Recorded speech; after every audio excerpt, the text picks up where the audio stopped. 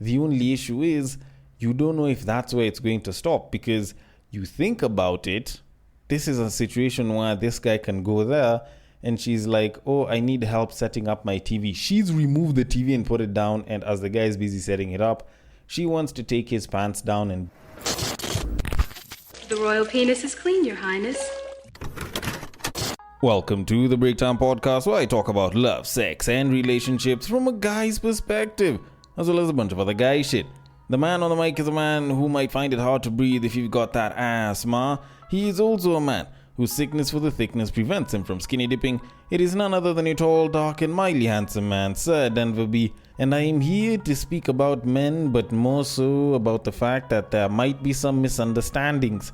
Just mainly because, most of the theme may involve couples here and there and may involve men, but it's mostly about people just not understanding men or the situations around which some of these men are being mentioned. It could be a context issue, it could be a men issue, it could be a bunch of different things. And for you to figure out which is which and possibly help me decipher, or just listen to me decipher which is which, you should probably listen all the way till the end. Of which, if you are listening thus far, thank you so much. I hope you listen all the way till the end.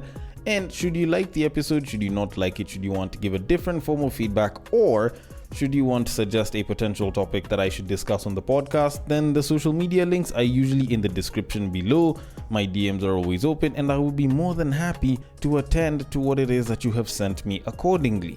Now, with all of that said, I should probably be getting into the whole man and misunderstood talk, but before I can get to the main topic, I first want to kick things off by talking about the idea of sharing partners. And no, I'm not talking about swingers, and no, I'm not talking about cuckolding.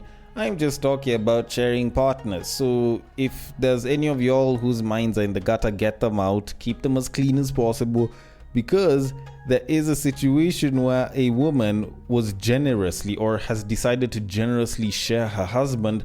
And when people read that title, they were kind of ready to go off. But I promise you, the actual reality of it is a little less nasty than what you might think, at least as far as what it is that's been put on text here is concerned. Now, it involves a influencer from Houston in the US of A who recently went viral for her very generous decision to quote-unquote share her husband with single women. Now, I am going to read the story. So it says, and I quote, Houston influencer Janice Gross is going viral for her generous decision to share her husband Jonathan Gross with single women. In a YouTube video, Janice explained why she's willing to share Jonathan with other women who aren't as fortunate as she is. Janice, 37, is an Instagram and TikTok influencer who is known for creative content on social media since 2012. Janice and Jonathan, 44, met at work in 2009, and after a year of dating, Janice learned she had cervical cancer. We continued dating, though the future was so uncertain, she said. Cancer treatment was successful and she went into remission. They were married 6 years later and welcomed 3 beautiful daughters. Together, Janice and Jonathan have built an online community with the engaging content of beauty, travel, and lifestyle posts. One day, Janice counted her blessings and decided she had so much more to give than just recipes and beauty tips. She decided to quote-unquote share her husband with women who deserve to be treated with dignity, respect, and care. Janice said you can call on her husband and ask him for help putting up your TV or moving your furniture or cutting your lawn. He will be there to assist you. I do not mind sharing my husband. Yes, baby, go. Janice says in the video. Go hold that door for her. Help her with her groceries. Put up that TV. It's fine. She continued. There are parts of him that are reserved for me and only me. But I love sharing those parts of him that are so godlike and so pure. Who am I to stop him from being who God created him to be? End quote. Janice explains it's important that women don't settle for less than a man who treats you with kindness. End quote. End of the post. Now, I'm gonna be particularly honest. First of all, this isn't, of course, the first time that I've read a post this long, but it is particularly interesting when you think about it, because normally whenever people are like, I want to share my husband, not that it's even a normal thing, first of all, usually that shit usually sounds like some swinging shit. Or the babe chooses to go into some level of cuckoldry. Although cuckoldry, I think, is more on the man's side, allowing the woman to get railed. But anyways, that's a story for a different time. But all in all, like, I'm trying to think about it, usually that's in like a swinger type fashion or an open relationship, open marriage type thing. But the way she's describing it, it doesn't sound particularly bad. It actually sounds fairly nice. The only thing is, this just opens the door for him to be misused and or abused, just mostly because, like, you think about it, the guy decides to go help with setting up a TV, helps with, I don't know, mowing the lawn or something, this, that, and the other. And yes, the guy could be used to do guy chores, quote unquote, because that's normally what you'd expect guys or your male partner to be doing. The only issue is, you don't know if that's where it's going to stop, because you think about it, this is a situation where this guy can go there and she's like, oh, I need help setting up my TV. She's removed the TV and put it down, and as the guy is busy setting it up, she wants to take his pants down and do whatever it is that you expect her to do with dude. And the thing is, this guy might say no, but how many no's does he have in him before he meets a babe that's so fine, and maybe he might not be in the best situation with his wife at the time, that he might decide, you know what, considering that I'm already being pushed out and it's the purest parts, the most godlike parts of me that are being, loaned out to these women or borrowed out to these women, like, a dick is godlike, right? It's used to help create. Why the hell shouldn't I utilize that as well?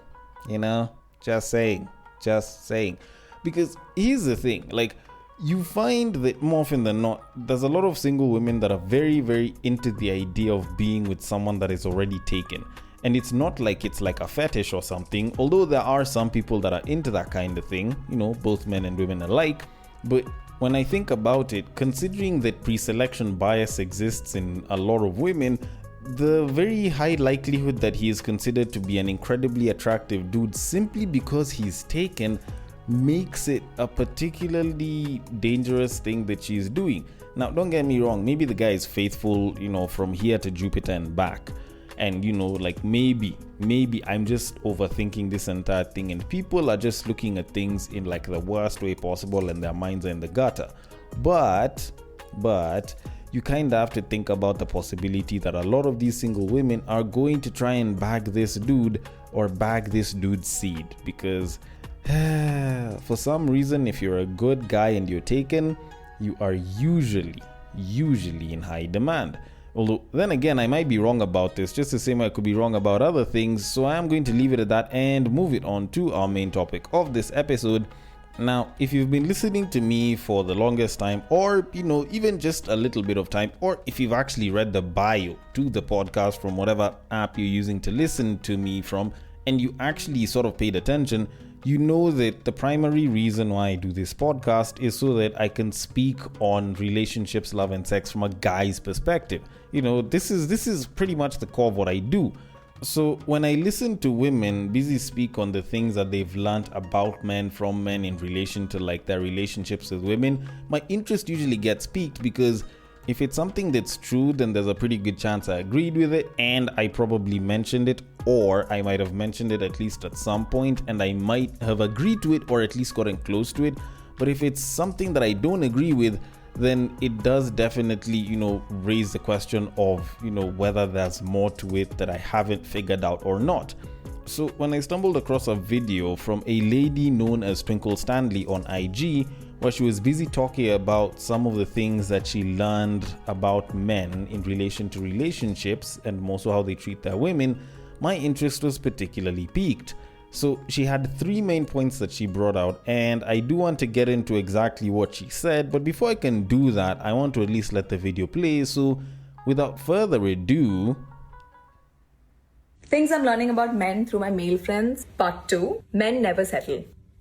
Whether it's a job or a friendship, but mainly when it comes to women, they'll be the first ones to leave if they think they can do better. I've seen some of my guy friends in very long-term relationships pack up and leave with the first sign of disrespect or dismissal of their feelings. Whereas me and my girlfriends have stayed in horrible relationships for way longer than we should have because of this idea that since we've been with this person for so many years, we just need to suck it up and be with them. Men don't think like that. In the exact words of one of my friends, he literally said, I saw the way that she dealt with problems and it didn't include any empathy or compassion towards me, so I just packed up and left and I never responded.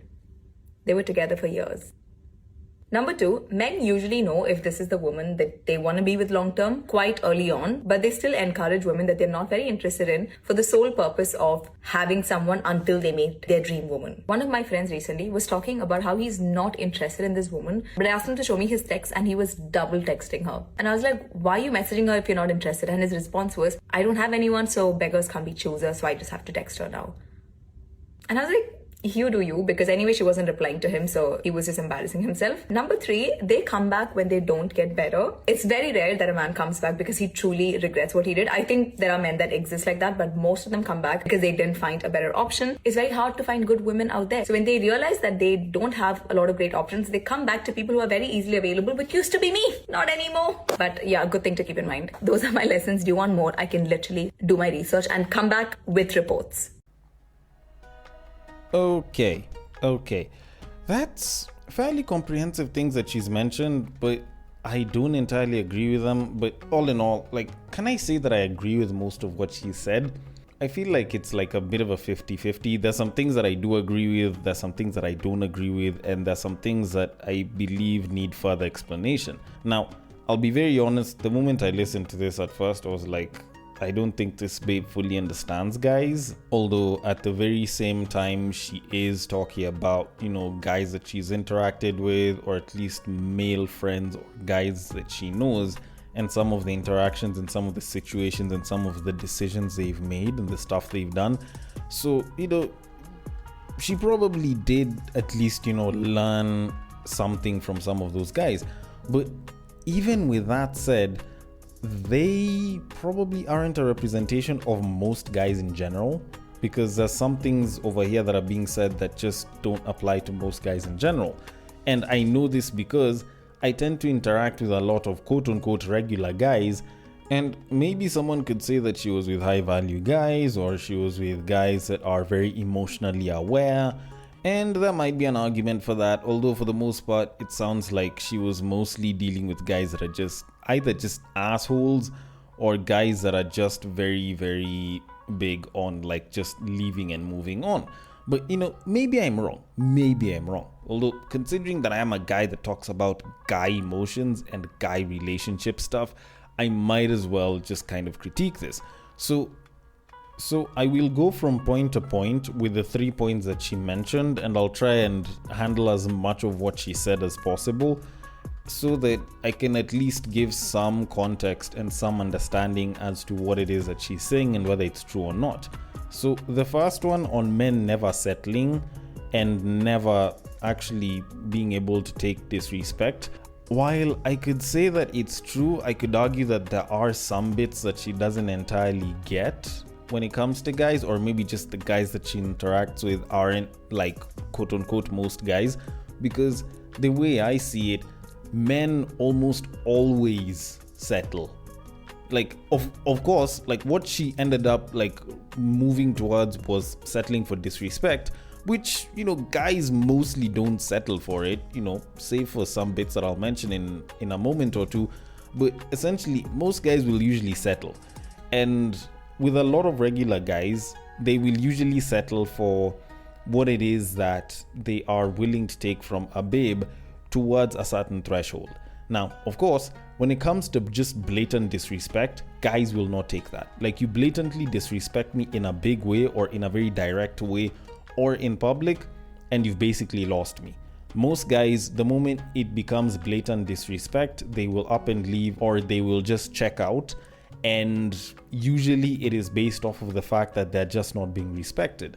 One of the things that you hear nowadays a lot of guys saying is that for you to retain a guy in the relationship, the main things you need to focus on are peace, loyalty, and respect. And respect is a very, very big thing, all right? Respect is actually quite huge. You disrespect a guy in public or in front of his friends, you've basically crossed a line that you may never be able to go back from.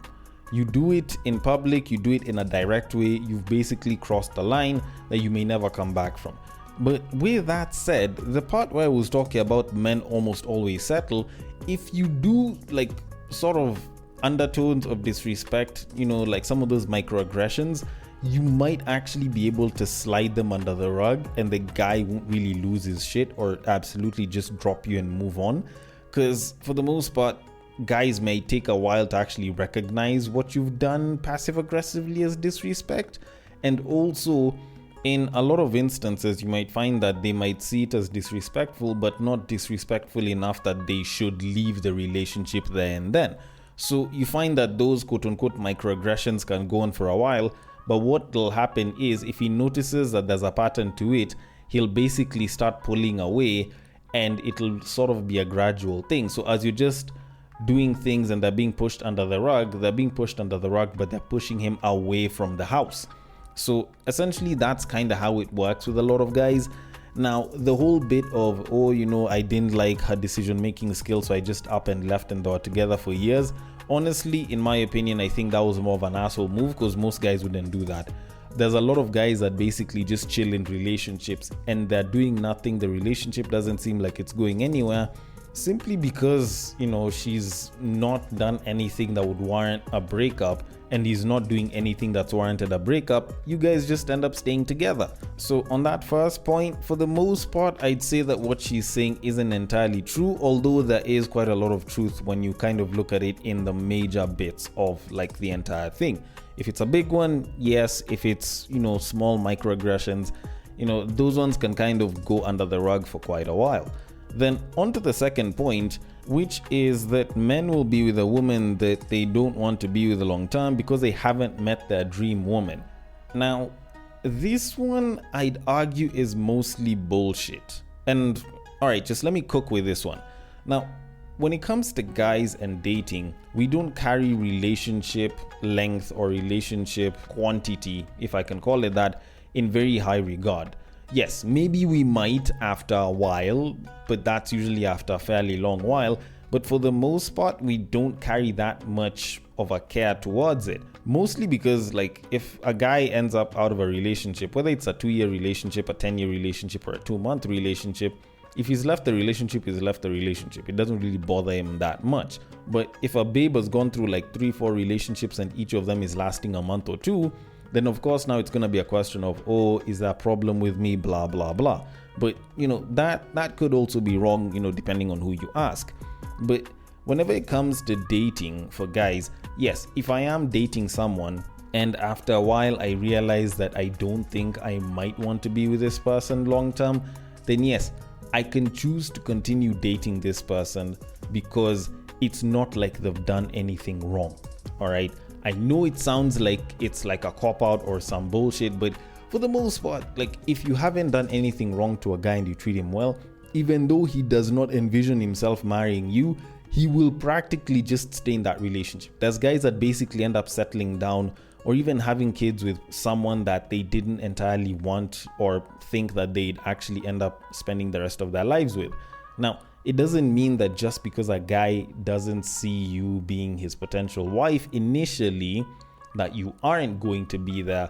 If you ever listen to guys whenever they're describing their wives or their fiancés and the point at which they decided that they wanted to marry them, you find that for some of them it could be something that they said or did as early as their first meetup or their first couple of meetups. With others it can be 6 months in, with others it can be 2-3 years in. So saying that the guy shouldn't be with a babe that he doesn't see himself marrying, I think is a little bit of a cop-out a little too early. I do think that relationships do need to run their course. Now, of course, if you're with someone for 6-7 years and you're like, I do not see myself marrying this babe and I do not want to have kids with this babe, I feel like that's probably stretching it a little bit much.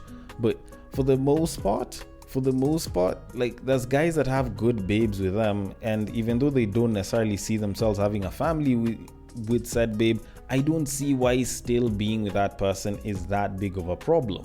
Now, if it's a matter of the moment my dream person comes, I'm going to drop you in an instant and move, I think now that's where there's going to be a problem. And I don't think most guys actually think like that.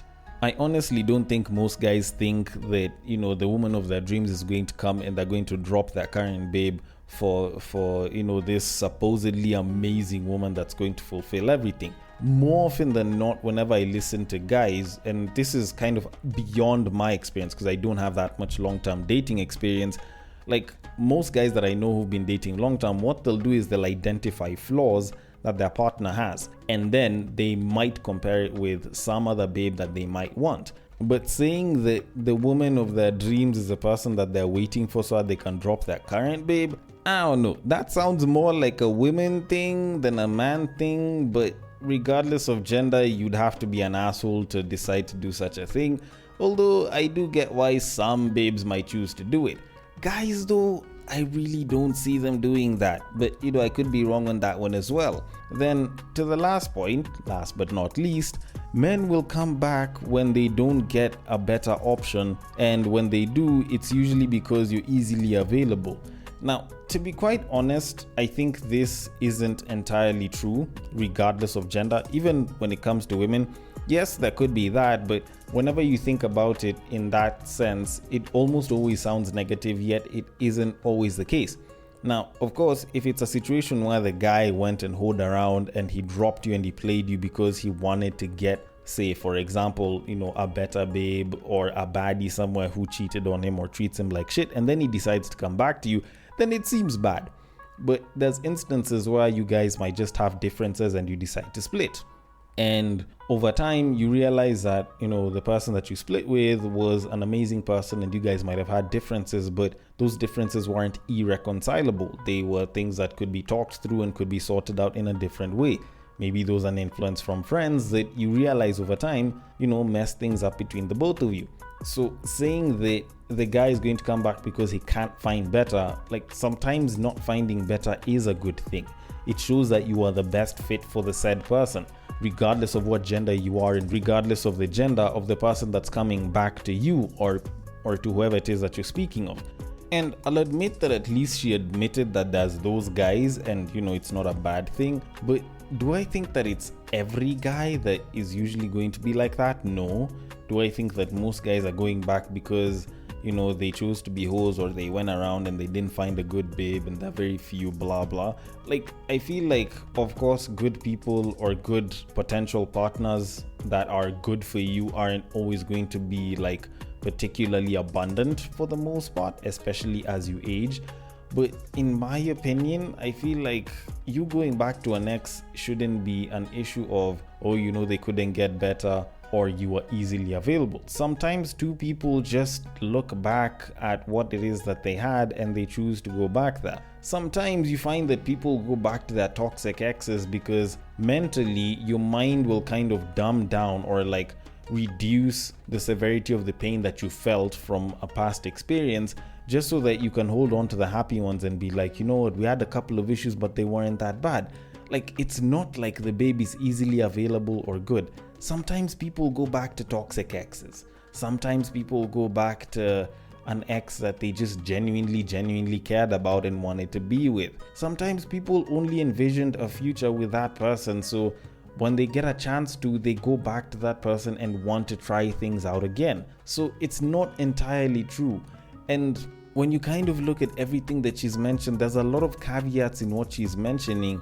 But for the most part, I feel like a lot of women who've probably gone through some level of shit that is related to this will probably be like, yeah, it's true, all men are like this. But for the most part, a lot of what she's mentioning is stuff that is just done by guys who are just straight up assholes. Guys are a lot nicer than you think. Guys are a lot simpler than you think. And honestly, before you start believing what it is a babe says about what she's learned about men, maybe, just maybe, you should ask the guys, and we might just give you a particularly accurate representation of this shit, of which hopefully I'm just hoping most guys aren't biased. And to kind of conclude all of this, what I can tell you is, if you really want to know about how guys function and what it is that guys like or dislike or how to treat them better or how they might or might not treat you, maybe you should listen to a guy like me, who's a content creator on the internet as well, busy telling you to not listen to other content creators about relationships. And maybe you might not be really interested in that, but just talk to a guy that is fairly level-headed and they might actually give you some really good advice.